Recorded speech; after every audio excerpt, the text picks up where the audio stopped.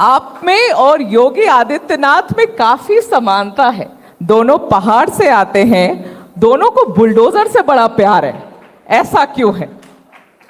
नहीं देखिए, योगी जी हमारे नहीं, वैसे आप चेहरे से सौम्य और दिखते हैं, लेकिन फैसले आप बहुत कड़े कड़े ले रहे हैं। इस वजह से शायद मेधा जी को कुछ पर नहीं, सवाल आया। धामी जी आप जवाब तो इसका देंगे जरूर। पॉइंट ये है कि 140 या 170 शायद मदरसों को जो बंद कर दिया गया है, उसके ऊपर विपक्ष और बहुत लोगों का अब ये कहना है कि अल्पसंख्यकों की तरफ आपका जो रुख और रवैया है वो सही नहीं है। हिंदू के अगले पोस्टर बॉय तो बिल्कुल पुष्कर सिंह धामी जी बनने की पूरी तैयारी में है। तो धामी जी आपसे इसीलिए मैं पूछ रही हूँ कि इन बुलडोजरों का जो कहर चल रहा है अभी, क्या कहना है आपको? ऐसा है कि हम चाहते हैं कि देवभूमि में हर एक व्यक्ति कानून से जिए जी। कानून से जीने की उसकी आदत होनी चाहिए। क्या अवैध अतिक्रमण कोई इसको सही मानेगा मेघा जी? नहीं, बिल्कुल नहीं, बिल्कुल आप बताइए, कोई हमने गलत काम किया अगर अवैध पर अतिक्रमण उनका हटाया? ऐसा कहना है सर कि सारे पेपर्स उनके पास हैं और तब भी उन्हें बंद किया जा रहा है, तो ये सवाल नहीं, कोई भी देखिए ऐसा है, जो भी हम काम करते हैं वो विधि सम्मत करते हैं, संविधान सम्मत करते हैं और व्यवस्था सम्मत करते हैं। हमने व्यवस्था तोड़ने का कोई काम नहीं किया है। देखिए जगह जगह पर कहीं नीली चादर, कहीं पीली चादर, कहीं हरी चादर, ऐसे चादर बिछाकर अनेक सरकारी जमीनें जो है अतिक्रमित कर ली गई, उन पर कब्जा कर लिया गया जी। उनको हमने अतिक्रमण से मुक्त कराया है।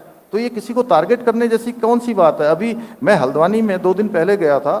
कालू सिद्ध मंदिर हमारा बहुत प्रसिद्ध मंदिर और बड़ा सिद्ध धाम, वहाँ पर लोग कहते हैं, बड़ी मान्यता है कि जो भी वहाँ जाता है अगर प्रार्थना करता है तो उसकी मान्यता पूरी होती है वहाँ पर, है ना, उनकी मनोकामनाएं पूर्ण होती हैं। तो वो मंदिर बिल्कुल सड़क में आ रहा था, उसको पीछे कर दिया। आपने तो देखा है अनूप जी, आप बहुत साल वहाँ रहे हैं। अभी 2 दिन पहले, 1 दिन छोड़ के। तो इसी प्रकार हमने यहाँ पर भी किया है। तो ये लोग केवल देखिए, और मदरसों की बात है, हम चाहते हैं कि उन मदरसों में जो पढ़ने वाले बच्चे हैं, चाहे बच्चे किसी धर्म के हों, किसी समुदाय के हों, बच्चे हैं, उनको अच्छी शिक्षा मिलनी चाहिए और मुख्य धारा में भी लाना चाहिए, मुख्य धारा में लाना चाहिए, अच्छी परवरिश होनी चाहिए उनके सबके। हमने कहा कि सरकारी स्कूलों में इनका एडमिशन करवा दीजिए, सब जगह सभी बच्चों को। लेकिन पहचान छुपा के रहना, पढ़ाई के लिए लाए गए हैं लेकिन पढ़ाई नहीं कर रहे हैं, रजिस्टर में कुछ और अंकित है, अंदर कुछ और है, किसी का कोई इतिहास निकल रहा है, कोई गलत कर रहा है। यहाँ पर जो है, यहाँ हमारी डेमोग्राफी भी बदल रही है इसके कारण से। अच्छा। और हाँ, तो देवभूमि, अगर देवभूमि की डेमोग्राफी सुरक्षित नहीं रहेगी तो सुरक्षित रहेगी कहाँ की? क्या कहना चाहते हैं धामी जी आप?